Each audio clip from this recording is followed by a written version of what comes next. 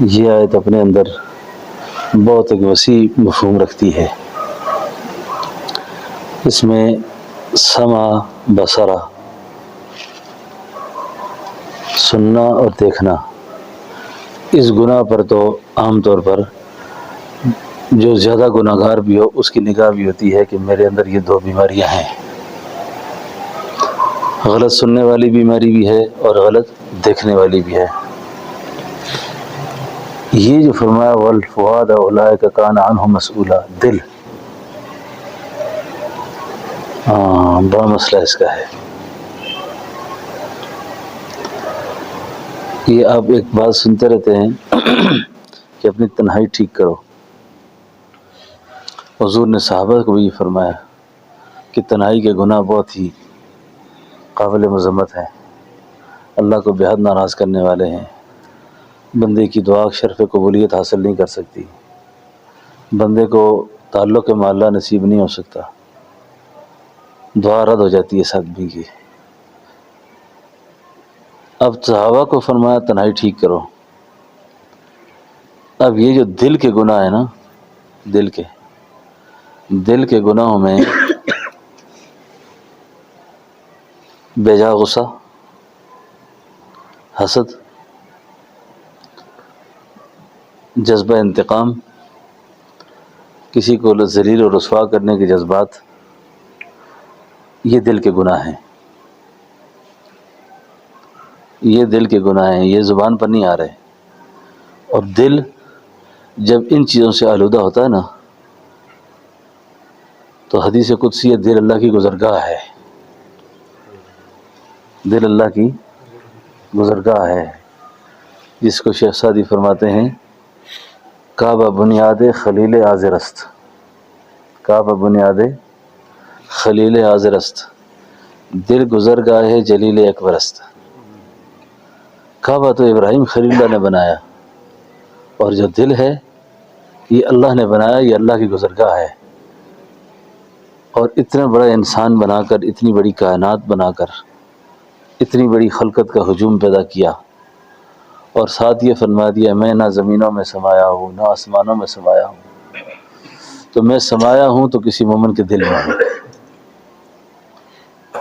اور دل کو، اللہ کو تلاش کرنا ہو تو دل میں تلاش کرو۔ دل کا ایک وسیع جہان ہے، اس دل کے اندر بہت کچھ ہے۔ ہم تو یہ سمجھتے ہیں کہ دل یہ بس یہ ایک سنوری صورت ہے۔ کئی دل جلے جو ہوتے ہیں، ناکام عاشق ہوتے ہیں، وہ عورتوں کو بسانے کے لیے تصویریں بنا لیتے ہیں، اپنے ہاتھوں پہ دل بنا لیتے ہیں، تیر گزار لیتے ہیں، وہ سمجھتے ہیں یہ دل ہے۔ اس کی مثال اللہ والوں نے دی ہے اس کیڑے کے ساتھ۔ جو بندے مومن جس دل نہیں بناتا نا، اس کی مثال ہے اس کیڑے والی جو گوبر کے نیچے دبا ہوا ہے، اور گوبر کے نیچے دب کر وہ اپنا ارض و سما اسی گوبر کو سمجھتا ہے۔ کیڑا جو دب رہا ہے اس گوبر کے نیچے، اس کا ارض و سما یہی ہے۔ جس نے دل کو دل نہیں بنایا نا، اس کا ارض و سما اتنا ہی ہے، اس سے عشق کیا، اس سے محبت کی، اس سے نفرت کی، اس سے عداوت کی، تو یہ دل کی کارستانی ہے بس۔ دل کے بگاڑ سے بگڑتا ہے آدمی، دل کے بگاڑ سے بگڑتا ہے آدمی، جس نے سنبھالا اسے وہ سنبھل گیا۔ تو یہ جو فرمایا سمع، سننا، دیکھنا، یعنی سننا بھی ٹھیک ہو، دیکھنا بھی ٹھیک ہو۔ اب سننے میں کیا سنیں؟ میں اگر ایک بات کرنے لگا ہوں جو میرا عمل بھی خود نہیں ہے اس طرح، لیکن جن مولانا الیاس صاحب رحمۃ اللہ علیہ کا ذکر ہو رہا تھا نا، ایک بات بہت بڑی کر رہا ہوں وقت، یہ جب ٹیپ ریکارڈ آئے تھے نا، ٹیپ ریکارڈ اور ریکارڈنگ کے پڑ چلتے تھے، پڑ، تو کسی نے مولانا الیاس صاحب رحمۃ اللہ علیہ سے فرمایا کہ حضرت یہ ایک ایسا آلہ آ گیا ہے، تو آپ نے فرمایا اس میں دین کی بات سننا بھی کجری کی آواز سے زیادہ خطرناک ہے، کیونکہ ہدایت کی محنت کا طریقہ یہ رہی ہے، نبیوں نے جو محنت کی اس طریقے سے نہیں کی۔ نبی کی محنت کا یہ دائرہ نہیں ہے. نبیوں نے اس طریقے سے کام نہیں کیا. یہ اپنی شان کے مطابق اس زمانے میں انہوں نے یہ بات کی تھی. اب آپ اندازہ لگائیں یہ کیا سنا اور کس پہ کیا بات کی ایک عارف نے. جبکہ اللہ والے ہیں کہ بات ہوگی، کوئی ایسا قرآن حدیث نہیں ہے ان کی بات. یہ دور جدید ذرائع آتے ہیں، وقت کے مطابق اس کی اصلاح کے اللہ والوں نے طریقے تبدیل ہوتے ہیں. اس زمانے میں بھی اللہ والوں نے اختلاف کیا ہوگا، اس بات سے کرتے ہوں گے. میں بات یہ کر رہا تھا کہ سننے میں کیا سنیں، سننے میں کیا سنیں، کس طرح کی بات سنیں. تو سننے میں بھی ایک حد ہے، سننے کی بھی ایک حد ہے. کیا سنیں؟ اب گالی، لغویات، گانے، موسیقی، یہ ان السمع، اور اللہ کے حبیب نے فرمایا یہ انسان کے دل کے اندر منافقت کو ایسے اگاتی ہے جیسے کھیتی سبزہ اگاتی ہے. اب یہ کان کا گناہ ہے. اب جو دیکھنے کے گناہ ہے نا،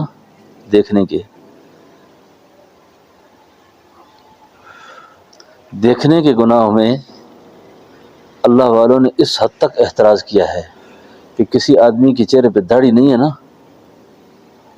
تو اس کی طرف بھی آنکھ بھر کر نہیں دیکھا کہ اس کے چہرہ محل گناہ ہے، اس کا دیکھنا بھی گناہ ہے. اور یہاں تک کہ بیت اللہ کے سجدے کے اندر شیخ الحدیث رحمۃ اللہ علیہ نے کسی نے پوچھا، فرمایا یہ اتنا بڑا عیب ہے، اتنا بڑا گناہ ہے کہ آدمی کا سر بیت اللہ میں ہو اور حتیم میں ہو اور سجدے میں ہو اور سجدے میں گریا ہو، رو رہا ہو، یہ گناہ اس وقت ہی ساتھ ہوتا ہے. فرمایا اس دیکھنے میں بھی احتراز ہے. اب آپ اندازہ کر لیں یہ کتنا بڑا عیب ہے. یہ میں نے، آپ نے محسوس کیا کہ میں نے مجمع کو پہلے نظر دوڑائی. یہ کیوں دوڑائی؟ اس لیے کہ شکر ہے یہاں کوئی داڑھی والا نہیں تھا نا. اگر جس بغیر داڑھی کے ہوتا تو میں یہ بات نہ کرتا. یہ کوئی آدمی کا ظاہری عیب موجود ہو نا تو بندہ مخاطب ہو نا تو یہ دعوت نہیں ہے، یہ تذلیل ہے. اچھا یہ دعوت نہیں ہے، کیا ہے؟ تذلیل ہے. اس لیے بزرگوں نے منع فرمایا ہے کہ اگر آپ کے سامنے بے ریش بیٹھا ہو تو بے ریش کے سامنے ایسی بات نہ کریں تاکہ اس کو شرمندگی نہ ہو. یہ دعوت کے اصول ہے. اچھا دائی کی جو اللہ نے اوصاف رکھے ہیں نا، ان اوصاف میں سے ایک وصف یہ ہے کہ وہ اتنی اللہ اس کو بصیرت دے کہ وہ مخاطب کو دیکھ کر بات کرے. کوئی ایسی بات نہ کرے جس کی وجہ سے اس کی دل آزاری ہو جائے. اور ہمارے جو بزرگ تھے فرمایا کرتے تھے بے ریشوں کے سامنے، ریش والوں کے سامنے داڑھی کی اہمیت بیان کرو تاکہ ان کو استقامت ہو، داڑھی پر استقامت نصیب ہو جائے. اور اس طریقے سے کسی کو مخاطب کرنا، اے تو داڑھی رکھ، تو داڑھی رکھ، نہ اس طرح نہیں. ان السمع والبصر، آنکھ کا گناہ، دل کا، کان کا گناہ. یہ بہت باریک بات میں نے عرض کیا آپ سے، بہت نازک باتیں ہیں، بہت نازک باتیں ہیں. جب ہماری سماعت ٹھیک ہو جائے گی نا، ہمارا دیکھنا ٹھیک ہو جائے گا. نگاہ عیب گیری سے جو دیکھا اہل عالم کو، نگاہ عیب گیری سے. اب میری آپ سے مناسبت نہیں ہے نا جی، تو میں آپ کے بارے میں جو میری رائے قائم ہوتی ہے وہ بڑی غلط قائم ہو جاتی ہے، کیونکہ مجھے علاج اپنی نگاہ کا کرنا چاہیے. نگاہ عیب گیری سے جو دیکھا اہل عالم کو، کوئی کافر، کوئی فاسق، کوئی زندیق اکبر تھا. جب پڑی اپنی عیوب پہ نگاہ، معلوم ہوا ہر فرزند آدم مجھ سے بہتر تھا. تو عیب گیری کی نگاہ جو ہے نا وہ دوسرے کو دیکھتی ہے. میں آپ سے ایک بات کرتا ہوں، یہ سارے اللہ کا شکر ہے سمجھدار لوگ بیٹھے ہوئے ہیں، دیندار لوگ بیٹھے ہوئے ہیں. شعور کی زندگی سے لے کر اب تک ہمارے ایسے گناہ ہیں، ایسی حرکتیں ہیں مجھے اب اس روایت کی پوری تفصیل معلوم نہیں آ رہی، لیکن اگر کسی کے علم میں تو مجھے بتا دے کہ روز محشر ایک مقام ایسا بھی آئے گا کہ اللہ ایک شخص کو بلا کر اس کی زندگی کی کارگزاری مخلوق سے ہٹ کے اس کو سنائیں گے۔ سنیے یہ روایت آپ نے کہ میں وہ علیم ہوں، مجھے علیم بذات الصدور کہتے ہیں، یعلم خائنۃ الاعین وما تخفی الصدور ہوں میں اس پتلی کی حرکت کو جانتا تھا کہ یہ حرکت تو نے کیوں کی ہے، اور میں ان سینوں کے رازوں سے واقف تھا۔ تجھے یاد ہے آج تجھے میں بتاؤں تیرے باپ کے سامنے، میں نے تیری پارسائی رکھی، تجھ پر میں نے ستر کی چادر رکھی، بتا دوں؟ یہ بات اس بات کا درس دیتی ہے کہ میرے عیوب اتنے زیادہ ہیں، میرے عیوب اتنے زیادہ ہیں۔ میں تو آپ کو بطور واعظ بھی اور نصیحتاً بھی یہ کہتا ہوں کہ آدمی جذبات میں ہوتا ہے نا، آدمی کچھ کہہ جاتا ہے، لیکن میں تنہائی کی دعاؤں میں ہمیشہ ایک دعا کرتا ہوں کہ یا اللہ میرے جس کے ساتھ معاملات ہیں، مالی ہیں، زبانی ہیں، اس کے بارے میں نے کچھ کہا سنا، یا اس آدمی نے میرے بارے میں کوئی غلط رائے قائم کی اور غلط پروپیگنڈا کیا، تو یا اللہ میری سوال یہ ہے کہ میری وجہ سے اس کو نہ دنیا میں سزا دینا نہ مرنے کے بعد دینا۔ آپ حیران ہوں گے کہ ہم اتنے کریم کیسے ہو گئے، ہم اتنے سخی کیسے ہو گئے کہ ہم اپنے دشمن کے بارے میں یہ جذبہ رکھتے ہیں، اس کے پیچھے اپنی ذات ہے، کیونکہ اپنا حال ٹھیک نہیں ہے۔ کتنا اللہ کا کھایا، کتنا اللہ کا پیا، کتنا اللہ کا دیا ہوا استعمال کیا، اللہ نے عزت دی، شہرت دی، کہاں کہاں تک اللہ نے پہنچایا، غموں سے بچایا، دکھوں سے بچایا۔ اس شکریہ کے طور پر اللہ کی مخلوق کا اتنا حق بنتا کہ نہیں بنتا؟ کیا خیال ہے آپ کا؟ اور یہ سارے کام بھی اپنے لیے، تاکہ اللہ کل قیامت والے دن کہے یہ مجھ سے زیادہ سخی بننا چاہتا ہے، مجھ سے زیادہ سخی ہے یہ۔ تو لفظی گولہ باری کئی دفعہ ہو جاتی ہے آدمی سے، لیکن دل جو ہے نا والفؤاد، یہ جو دل کے سوال ہے نا، دل میں کوئی غیر نہ آنے پائے، بس دل میں کوئی غیر نہ آئے۔ غیر کا کیا مطلب؟ غیر کا مطلب یہ ہے کہ قلب کی خفقی کسی سے نہ ہو، دل کی خفقی، واجب تعلق کو کبھی ترک نہ کرے۔ اگر یہ مسلمان ہے تو ہم کہتے ہیں نا جی 3 دن سے زیادہ خفقی نہیں رکھنی چاہیے کسی سے، یہ کہتے ہیں نا، کس کا عمل ہے اس پر؟ تو اس کی جو تعبیر اللہ نے میرے دل میں ڈالی ہے وہ یہ ہے کہ ہم دلوں سے اللہ کے لیے معاف کر دیں اور دوسرے سے معافی مانگنے میں تاخیر نہ کریں، تاکہ 3 دن والا کسی درمیان سے نکل جائے۔ اب 3 دن کے دوران یہ مر گیا، کیا کرے گا یہ؟ آپ ذکر بھی کر رہے ہیں، آپ نمازیں بھی پڑھتے ہیں، آپ حج بھی کرتے ہیں، آپ چلے بھی لگاتے ہیں، اب سارے کام ہم کرتے ہیں، لیکن دل کو مسلمان نہیں کیا ابھی تک، دل ٹھیک نہیں ہوا۔ تو یہ جو فرمایا نا والفؤاد، اللہ اللہ اللہ، آخر کو دل کا معاملہ ہے نا جو بڑا سخت قسم کا۔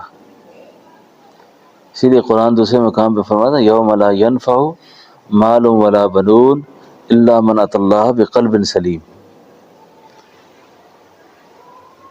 جس دن ہماری سب کی پیشی ہوگی نا، جس دن پیشی ہوگی، اس پیشی کے وقت میں آدمی کو ناز مال پر ہے، اولاد پر ہے، اولاد پر، اور اولاد کی تعبیر صرف بیٹے تک بیٹی تک نہیں ہے، پوتے پوتیاں نواسے نواسیاں۔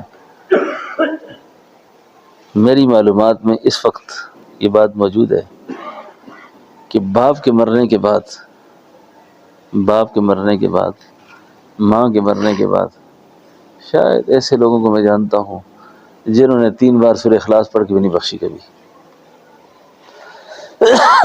گئے نہیں قبروں پہ، کبھی یاد ہی نہیں کیا، پوتوں کو پتہ ہی نہیں دادے کا نام کیا تھا۔ کیا کام آئے؟ یہ تو اللہ کی ذات ہے جو سوال بھی لکھتی ہے جواب بھی دیتی ہے ساتھ. دنیا کی کوئی یونیورسٹی ایسی نہیں ہے، ادارہ ایسا نہیں ہے جس نے سوال کے ساتھ جواب لکھ کر دیا ہو. کیا خیال ہے آپ کا؟ پاس فیل کا بعد میں پتہ چلتا ہے کہ اس نے کیا پڑھا تھا، کیا کیا. لیکن اللہ عظیم بات اپنی مخلوق کے لیے سوال بھی اوپر لکھ دیا، ساتھ جواب بھی لکھ دیا کہ تاکہ تجھے یاد کرنے میں کوئی دشواری نہ ہو. یوم لا ینفع مال ولا بنون، بہت کھول کے بیان کیا. مال کوئی فائدہ نہیں کرے گا، بیٹے کوئی فائدہ نہیں کریں گے. کیا فائدہ ہوگا؟ الا من اتى اللہ بقلب سلیم، مگر جو میرے پاس صحیح دل لے کر آیا. صحیح دل لے کر آیا. اب وہ صحیح دل کیا ہے؟ صحیح دل کیا ہے؟ صحیح دل شرک سے پاک ہے، رسومات سے پاک ہے، بدعات سے پاک ہے، عجب سے پاک ہے، تکبر سے پاک ہے، جذبہ غصہ اور انتقام سے پاک ہے. اس کے پاس سوائے خیر کے اور کوئی چیز نہیں ہے. آپ سمجھتے ہیں نا، حدیث میں آتا ہے، یہ دل کی بات ہو رہی ہے کہ جو شخص حق پہ ہوتے ہوئے جھگڑا چھوڑتا ہے، حق پہ ہوتے ہوئے جھگڑے کو چھوڑ دیتا ہے حق پر ہے، لیکن یہ تسلیم کرتا ہے کہ میں حق پہ نہیں ہوں، میں حق پہ نہیں ہوں. کیونکہ نفس ایسی سرکش قوت ہے. میں نے اچھے اچھے بزرگ لوگوں کو دیکھا ہے، نیک لوگوں کو دیکھا ہے ناک کرتے ہوئے، ناک کرتے ہوئے. یقین جانے ایک اچھی شخصیت ایک بالش زمین پر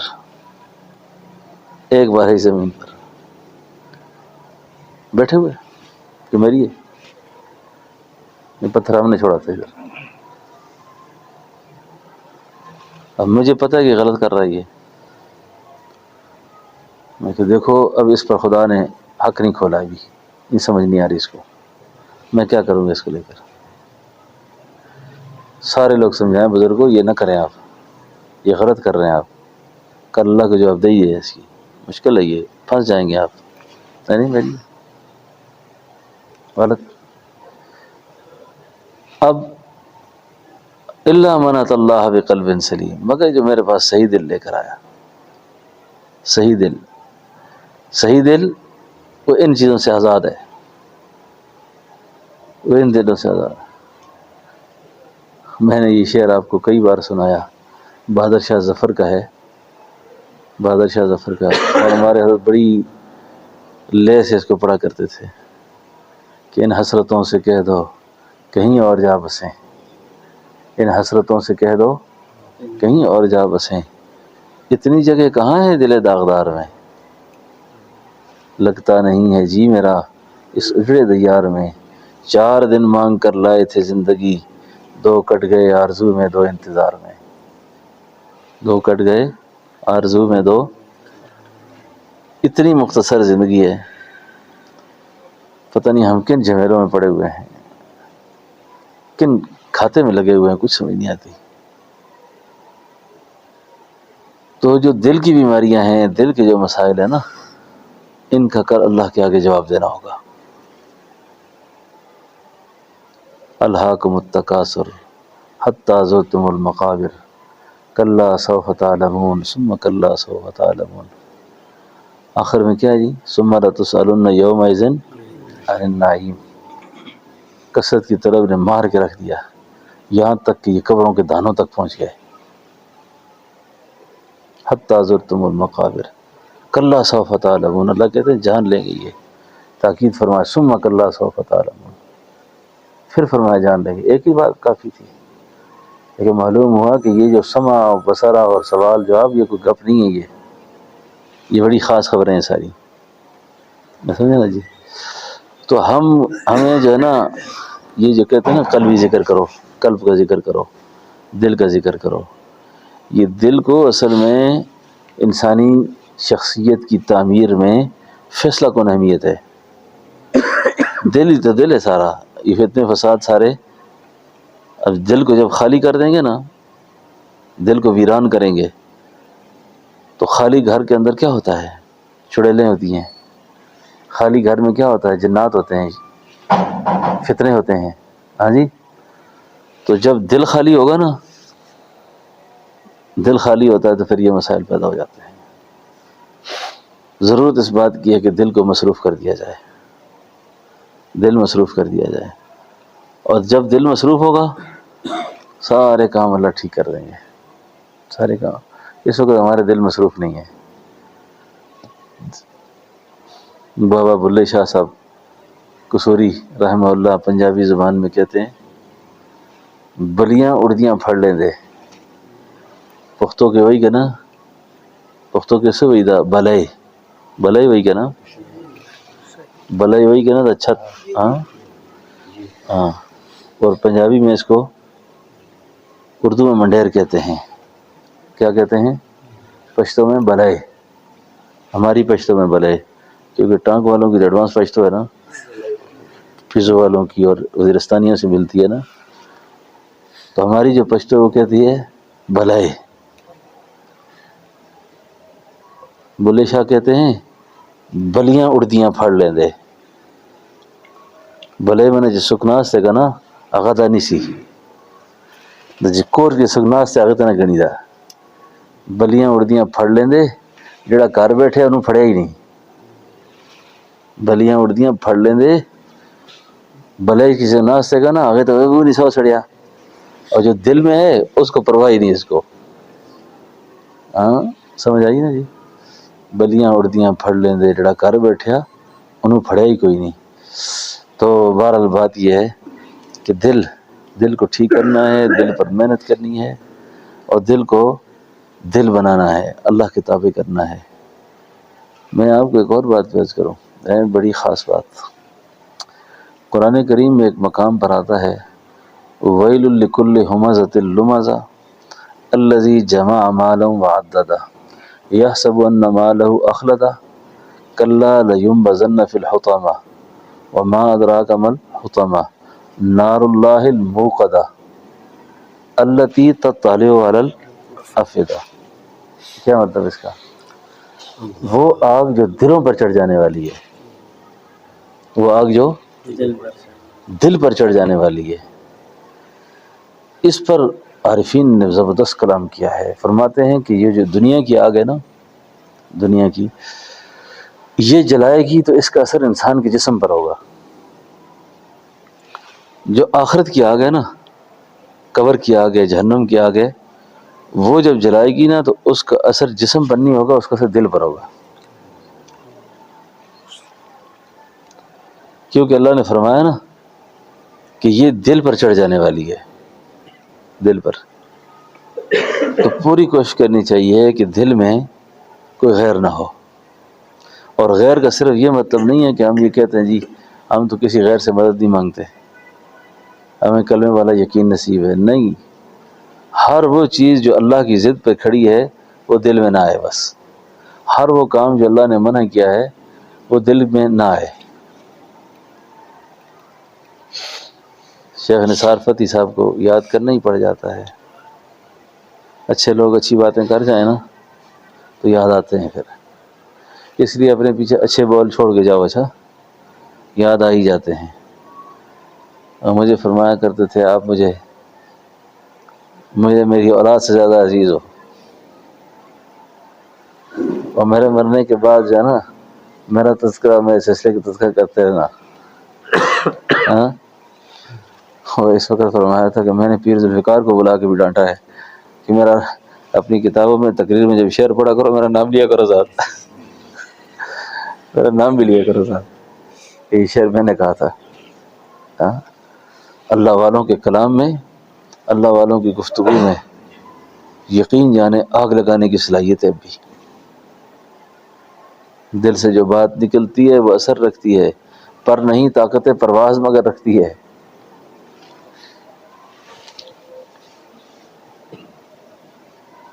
کہتے ہیں سر سے دستار فضیلت کی گرا دی ہم نے، سر سے دستار فضیلت کی گرا دی ہم نے، دل کی پونجی سرے بازار لٹا دی ہم نے،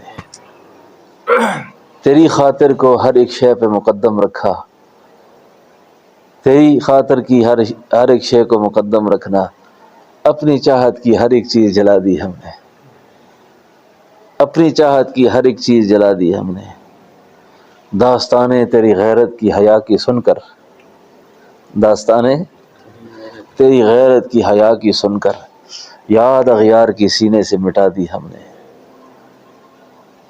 اور سید جاوید حسین شاہ صاحب رحمہ اللہ کا شعر کل ان کے خادم نے مجھے بھیجا کہ حضرت اس شعر کو بہت شوق سے پڑھا کرتے تھے اور لکھوایا کرتے تھے کہ تجھ کو شکوہ تھا کہ رستے میں ہے دیوار انا،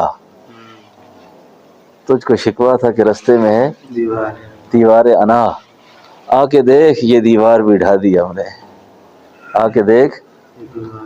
اوہو، مجھے حضرت نے خود یہ بات فرمائی تھی، یقین جانے یہ بات گپ نہیں ہے، اچھا یہ خدا رسیدہ لوگ ہی کر سکتے ہیں۔ کہتے ہیں میرے گھر کے 2 کمرے تھے، گھر کے 2 کمرے، ایک میں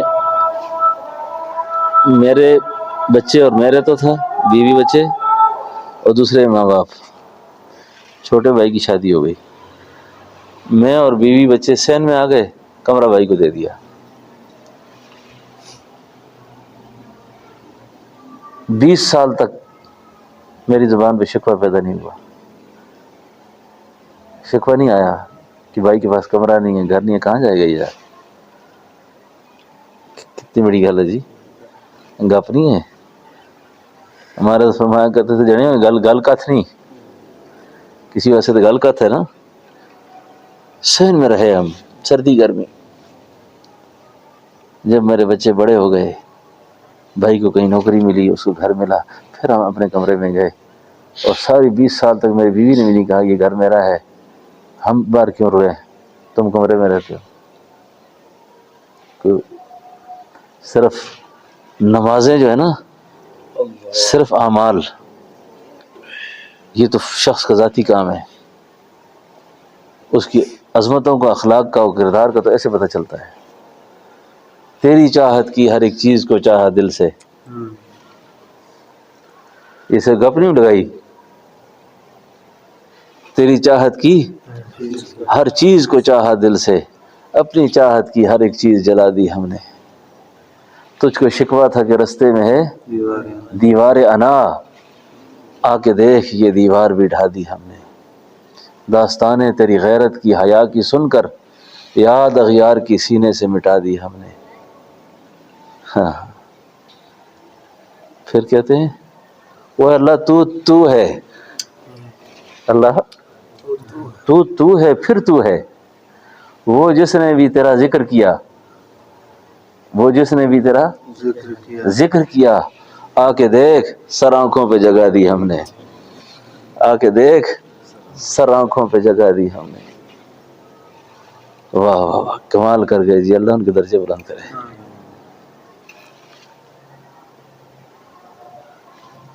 آخری یہ شعر ہے نا، کمال کیا اس میں بھی، یہ تو میں نے 2 لفظوں میں بیان کی نا بات۔ مت پوچھ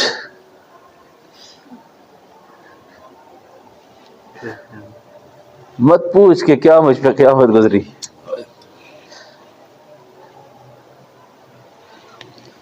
مت پوچھ کہ کیا ہم پہ قیامت گزری، کس طرح طے کی ہے یہ عشق کی وادی ہم نے،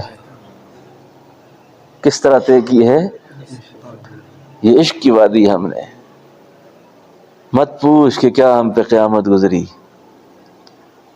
مت پوچھ کیا ہم پہ قیامت گزری۔ خدایا تجھے پانے کے لیے کتنا کچھ خلاف مزاج برداشت کیا، وہ ایک قیامت سے کم نہیں تھا، کیونکہ نفس کے ساتھ جو مار کا آ رہی ہے نا، بیوی کچھ کہتی ہے، بیٹا کچھ کہتا ہے، خاندان کچھ کہتا ہے، بندے کے پاس قوت بھی ہے، طاقت بھی ہے، سب کچھ کر بھی سکتا ہے، لیکن کہتا نہیں کرتا، برداشت ہے، برداشت ہے۔ مت پوچھ کہ کیا ہم پہ قیامت گزری، کس طرح سے طے کی ہے یہ عشق کی وادی ہم نے۔ کہتے کبھی کبھی نفس ورغلاتا تھا نا، تو شیخ کے پاس جاتے تھے، مجلس میں بیٹھتے تھے، یہ اس کا پس منظر ہے شعر کا۔ کہتے بجھنے نہ دیا عشق کے شعلوں کو ہم نے نثار، بجھنے نہ دیا عشق کے شعلوں کو ہم نے نثار، لو ہوئی ذرا کم تو ہوا دی ہم نے، تھوڑی سی گڑبڑ پیدا ہوئی، انسان ہے نا، اس کو مد و جزر کہتے ہیں، اتار چڑھاؤ، کبھی اوپر گئے حالات، کبھی نیچے آ گئے. جب نیچے آئے نا تو غصہ پیدا ہو گیا، انتقام پیدا ہو گیا. اس لیے سوسائٹی کا ٹھیک رکھنا، ماحول کا ٹھیک رکھنا تعلق محلہ کے لیے انتہائی ضروری ہے. جب بندہ ماحول سے کٹتا ہے نا تو اغوا ہو جاتا ہے. بجھنے نہ دیا عشق کے شعلوں کو ہم نے نثار، لو ہوئی ذرا کم تو ہوا دی ہم نے. لو کس طرح کم ہوئی؟ وہ جو چنگاری ہوتی ہے نا، لکڑی کا کوئلہ جو ہوتا ہے، پختوں کے وہی کا نا، آگے پاس ہیرا راشی کا نا، ہیرا وہی کا نا، سے وہی آگے تھا. اس کے نیچے آگ دبی ہوتی ہے نا، وہ جو خاک ہوتی ہے نا، چھائی جس کو کہتے ہیں، اس طرح انگارہ چھپے ہوتے ہیں نا، اس کو پھونک ماری ہم نے. جو پھونک ماری نیچے سے آگ پھر تیز ہو گئی. لو ہوئی ذرا کم تو ہوا دی ہم نے. تو یہ ہے اصل مسئلہ، ٹھیک ہے نا. تو دل اپنی چاہت کو اللہ کی چاہت پہ قربان کرنا.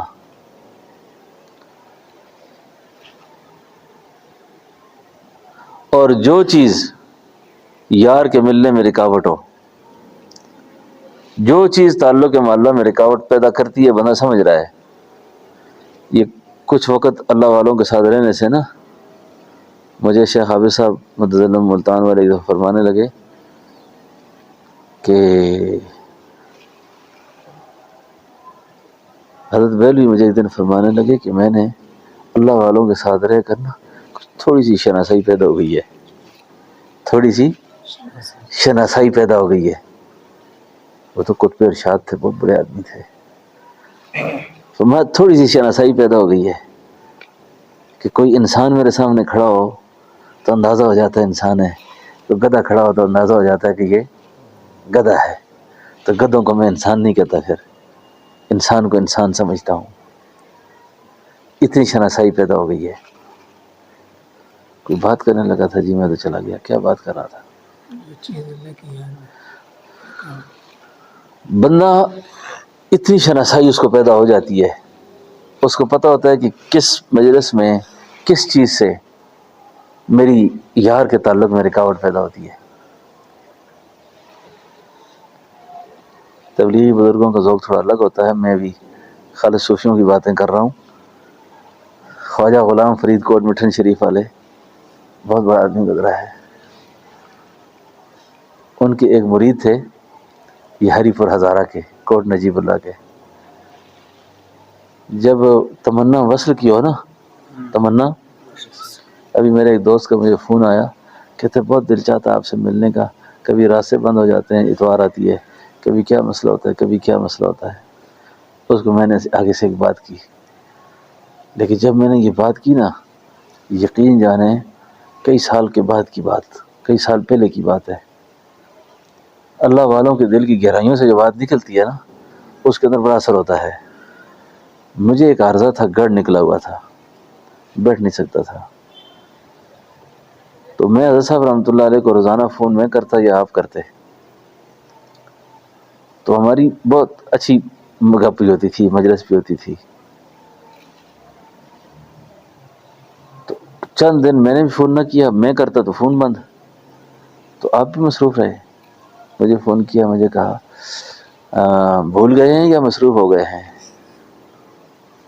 بھول گئے ہیں یا مصروف ہو گئے ہیں؟ ایک بات تو آپ یہ پوچھ کی مجھ سے. میں نے کہا حضرت نہ جی بھولے ہیں نہ مصروف ہیں، تو بس میں کہ ٹھیک نہیں تھا.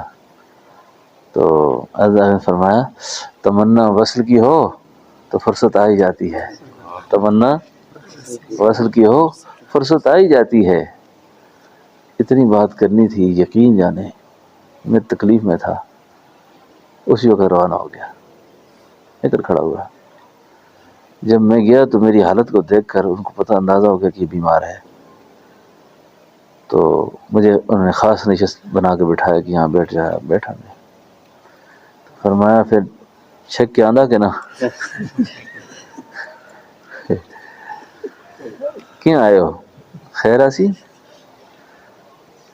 تو اللہ کو فرمایا نہ صبر ہوا پھر آ ہی گئے ہو. یہ اتنے مبارک لوگ تھے، جب کسی کو چاہتے بلانا نا ٹیلی فون نہیں کرتے تھے پھر، سمجھے نا. اور فرمایا کرتے تھے حضرت سید پوری بھی اپنے کسی مرید خادم کو بلاتے تھے نا، اتنی بات فرمائی تھی حاجی اعظم صاحب کے بارے میں کہ انہوں نے ہدیتاً کپڑے بھیجے، کرتا بھیجا.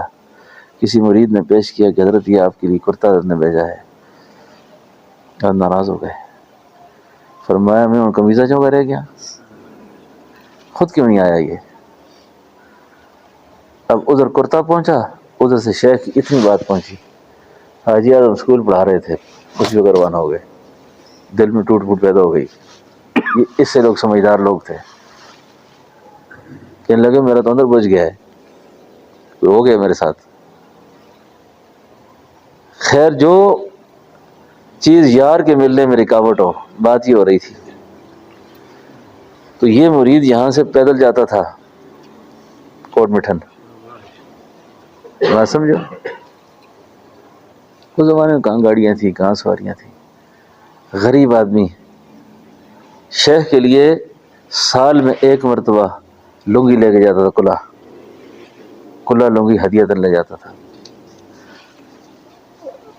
اور کلی لنگا ان کی شان کے مطابق لے جاتا ہوگا.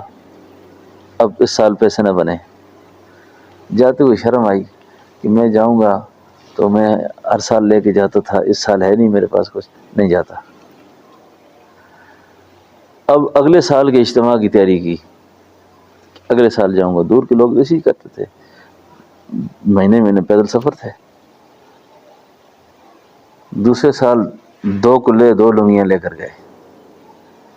اب شیخ کا بھی مرید سے تعلق مادی نہیں ہوتا تھا، اور جب پیروں اور مریدوں کے درمیان، شیخ اور مرید کے درمیان دونوں میں سے کسی کا تعلق مادیت کی طرف چلا جائے، اللہ کی تائید سے محروم ہو جاتے ہیں.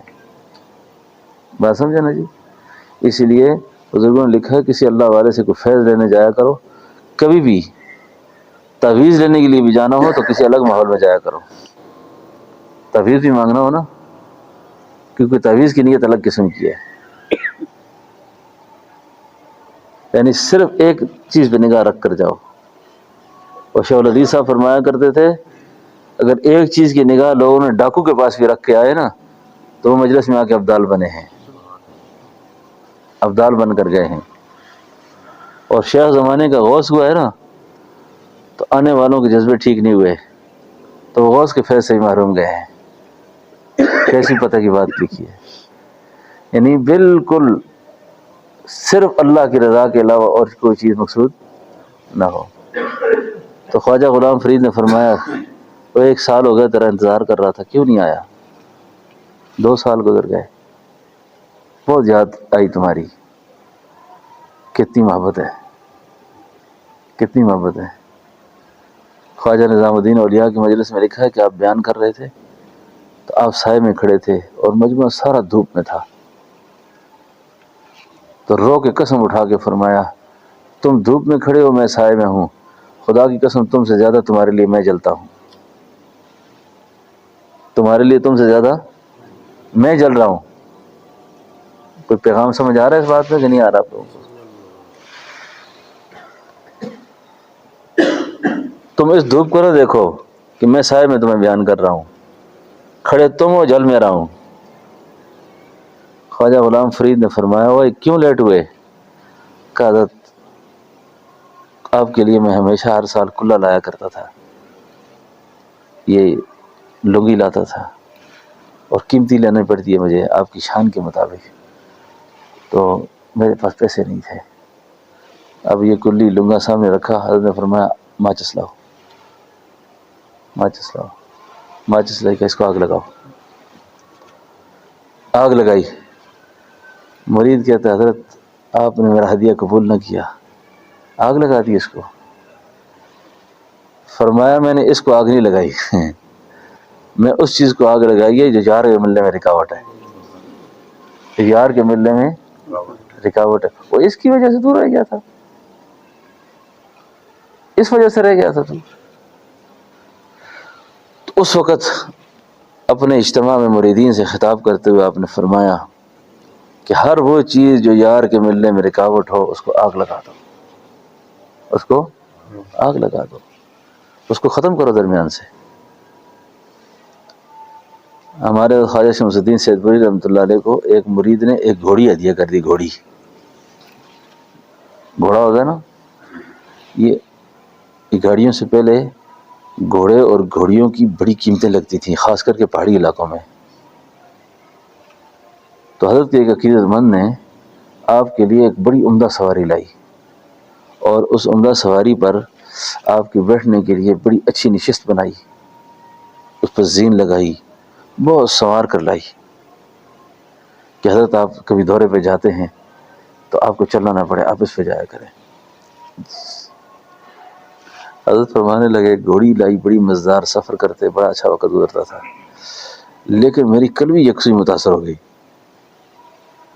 ہمارے ولایت شمسیہ میں لکھا ہوا ہے، یہ میری یکسوئی متاثر ہو گئی، یار کی ملاقات میں کچھ رکاوٹ آنے لگ گئی۔ اللہ کی شان، گھوڑی مکان کی چھت سے گری، اس کی کمر ٹوٹ گئی۔ کمر جب ٹوٹی مر گئی وہ۔ حضرت نے فرمایا بس یہی اللہ کو منظور تھا کہ اللہ میرے دل کو ان چیزوں میں نہیں الجھانا چاہتے، اللہ میرے دل کو اس چیز میں نہیں الجھانا چاہتے، کیونکہ میرے دل پہ ایک چیز بیٹھ گئی تھی۔ انسان ہے نا، انسان ہے، تو یہ دل کی بات ہو رہی ہے، دل کی۔ سننا بھی ٹھیک ہو اس کا، دیکھنا بھی ٹھیک ہو اس کا، اور سوچنا بھی ٹھیک ہو اس کا، اور کوئی غیر نہ آنے پائے، کوئی غیر، ان کا حکم ہے کوئی غیر نہ آنے پائے، ان کا حکم ہے کوئی غیر۔ شیخ نثار کہتے ہیں دل وہ گستاخ ہے جو سینے سے لگانا چاہے، دل وہ گستاخ ہے جو نہ تیرے آنے کی خوشی۔ میں نے کہا حضرت یہ شعر، کہا یہ میرا ہے نا، کمال شعر ہے، نہ تیرے آنے کی خوشی نہ تیرے جانے کا غم، نہ تیرے آنے کی خوشی نہ تیرے جانے کا غم، وہ دن گئے جب تیرے دیوانے تھے ہم، وہ دن گئے جب تیرے دیوانے تھے ہم، وہ دن گئے جب تیرے دیوانے تھے ہم۔ تیری چاہت کی ہر ایک چیز کو چاہت، کبھی خواہشوں نے پکارا مجھ کو نثار، میں نے کہا وہ یہاں سے چلا گیا۔ ایک اور شعر ہے جی، تاکہ نسیاں پہ سجا دی،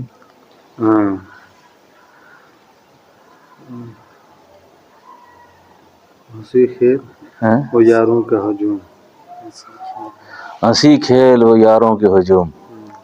یہ انسانی زندگی کا ایک بڑا اہم دور ہوتا ہے صاحب، جتنا کوئی بڑا بزرگ بھی بن جائے نا، یہ کاروائیاں کی ہوتی ہے اس سے، ٹھیک ہے نا، دوست احباب ہوتے ہیں نا، گپ شپ ہوتی ہے، پھر وہ اپنی بچپنے کی یا جوانی کی نا بعض حرکتیں جو ہے نا، جب آدمی بزرگ زیادہ ہو جائے شرمندہ ہوتا ہے پھر اس پر، یار یہ کیا کرتا تھا، یہ میں نے کیا کیا۔ یہ شیخ نثار کیا کہتے ہیں،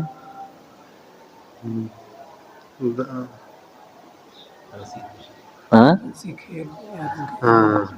کھیل وہ یاروں کے ہجوم، تاکہ نسیاں پہ سجا دی ہر ایک چیز ہم نے، وہ بھول بھلا گئے سارے قصے، اب ہمیں کوئی یاد نہیں ہے۔ تو اللہ تعالی ہم سب کو دل کو دل بنانے کی توفیق نصیب فرمائے۔ ربنا تقبل منا انک انت السمیع العلیم وتب علینا انک انت التواب الرحیم۔ اللہ ہمارے گناہ معاف فرما، اللہ ہماری خطاؤں سے درگزر فرما، بیماری پریشانیاں دور فرما، مشکلات آسان فرما، ہماری اس مجلس کو قبول فرما۔ ربنا تقبل منا۔